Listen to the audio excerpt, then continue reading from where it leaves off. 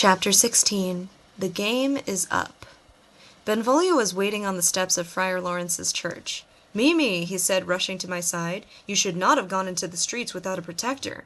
"I protected her, thank you very much," Troy said, wincing as he limped up the stone steps.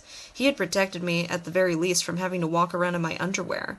Who knows what Tybalt would have done to a half-naked girl? Maybe Troy had even saved my life.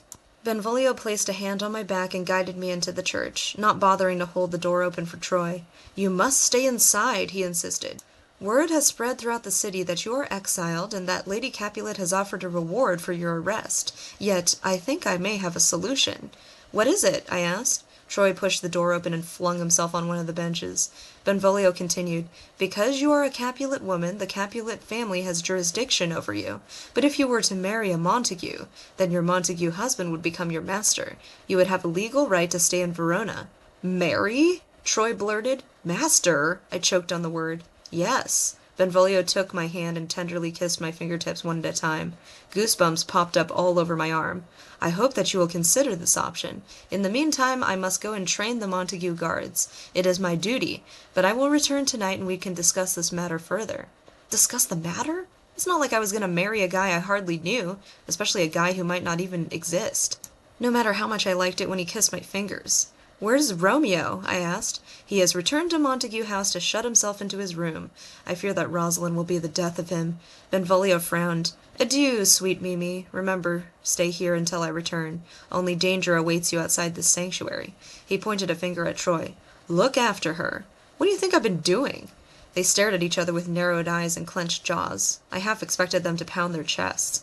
After Benvolio left, I pushed my full weight against the door, trying to shut out the horrible, dangerous Romeo and Juliet world. Then I slid to the floor and yanked off the wooden shoes. I expected Troy to tease me about Benvolio's marriage proposal. Had it been an actual proposal, or just a suggestion? But Troy sat in deep thought. St. Francis stared at me from the end of the aisle. A carved bird perched on his stone hand. Mounds of wax drippings covered the altar. Sunlight streamed through the stained glass windows, casting blues and greens on blisters that had formed on my big toes. The sanctuary smelled like dust and sweat. My sweat. I needed a bath. "I remember." Troy's voice startled me. "I remember that I couldn't see through all those ashes. They stung my eyes. I tried to follow you outside, but the stage door had closed, and I couldn't find the knob." He paused as if downloading the images. "When the ashes cleared, I was standing in that cobbler's shop.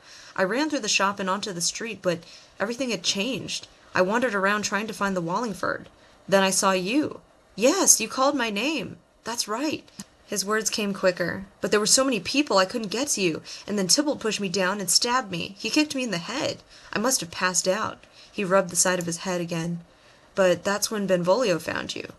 "Right, Benvolio." His tone soured. "You've got to be careful with that guy. I know his type."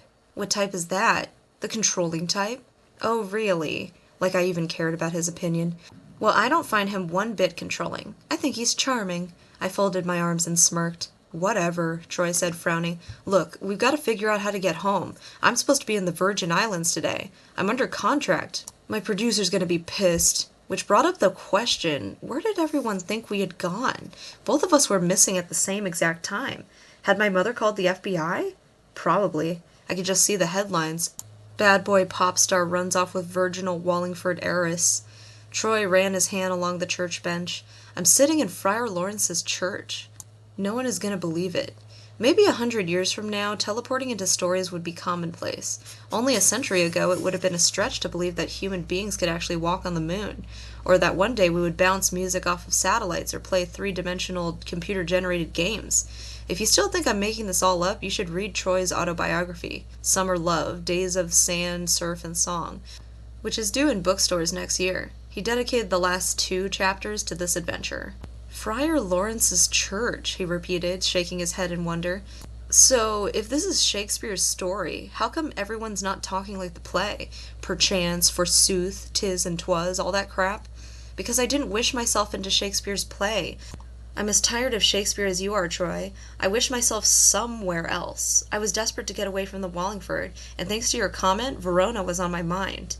"Amazing. I'm going to talk to my agent about pitching this as a movie. Wouldn't this make a great movie?"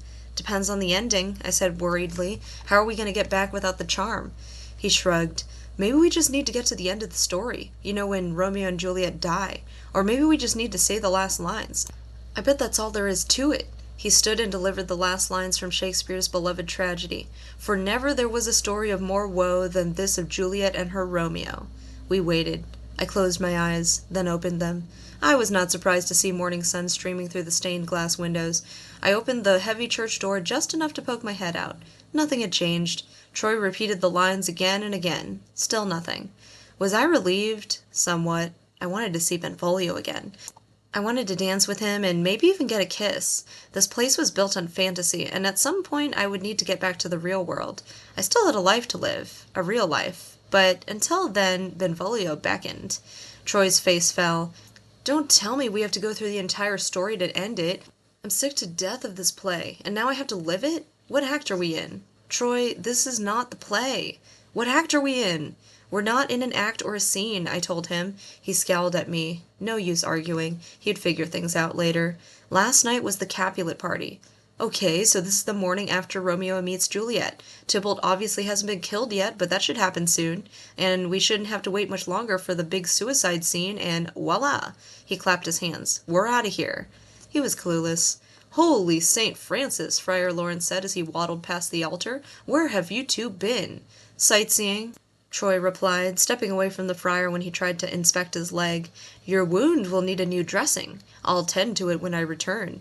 Over my dead body, unless you can convince me that you've read a medical textbook by someone other than the local witch doctor or the Spanish Inquisitor. You're not getting near this leg. Where are you going? I asked the friar. I have been summoned to Capulet House. There is to be a wedding tomorrow, and I am to officiate. A wedding? I asked. Yes, between Lady Juliet and Paris Calcetto IV. Not a love match, I'm afraid to say, and she's so young, poor little flower. The friar stroked his cross. I understand there was some confusion at the party last night, and that Paris almost called the wedding off, but Lady Capulet was able to sway him. The onions and boily bottom hadn't worked. Lady Capulet would get her way after all. Friar, you don't have to pretend with us, Troy assured him. We know all about Romeo and Juliet. We know that you're going to marry them in secret. Troy was under the assumption that Juliet and Romeo had met, had confided their love to the friar, and that everything was proceeding as originally written. I cleared my throat, but the friar spoke. Marry Romeo and Juliet, Friar Lawrence gasped. Why ever would I do such a thing? They are mortal enemies. Look, we know that they're in love and that they want to get married. Troy returned to the bench, carefully repositioning his wounded leg. Troy, I said, they're not in love. They haven't met yet. But they were supposed to meet at the party. I know, but they didn't. How do you know? He asked. Because I was there and they never met. He narrowed his eyes, waiting for me to explain. A bunch of stuff happened and Juliet got sent to her room before she even saw Romeo. I swallowed nervously. Troy sighed with frustration. Let me get this straight. We're stuck in the story of Romeo and Juliet, and we can't get home without a magical charm from Shakespeare's quill, which doesn't exist in this world. However, we might be able to get home when the story ends, but if Romeo and Juliet don't meet, then we don't have a story. More important, we don't have an ending. Friar Lawrence tisk-tissed. He placed a speckled hand on Troy's forehead. Bless you, my son, but a fever has muddled your mind. He sniffed. Smells like the wound is festering. Festering? Troy cried. Friar Lawrence rubbed his bald spot. Good gracious, this is a dilemma. Her ladyship will certainly have me exiled if I don't come right away. I shall tend to your leg when I return. Go upstairs, children, and have some rest. Help yourself to whatever you find. He opened the church door and hurried on his way. Festering, Troy repeated with alarm. Fever? Oh my God. I'm going to get gangrene. Mimi, we've got to get home right away. I've got to get to a hospital. What if he did get gangrene? What would we do then? There were no antibiotics in 16th century Verona, or 16th century anywhere for that matter. I'm sure none of the surgical instruments had been sterilized, and the bandage had been filthy. Mimi, are you listening to me? We've got to end this as soon as possible. Okay, I agreed half-heartedly. He was right. We were both in serious mortal danger, but it broke my heart. I had hoped for a happy ending for Juliet. Would her death be my only ticket home?